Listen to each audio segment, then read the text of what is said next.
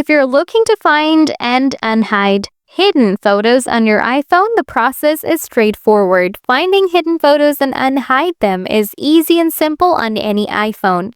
Here's how you can find and unhide your hidden photos on iPhone. First, unhide hidden setting. Open Setting, scroll down, tap Apps, find Photos app and tap on it.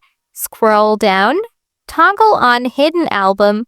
After that, open your Photos apps. Scroll down to Utility. Now, mostly this option will be here. If you can find this here, you can swipe left to right to find it. Now, open this folder. Will ask you to enter Face ID or passcode. Once you do this, this folder will be open. By following these steps, you can quickly find and unhide your hidden photos, making them visible again in your regular library.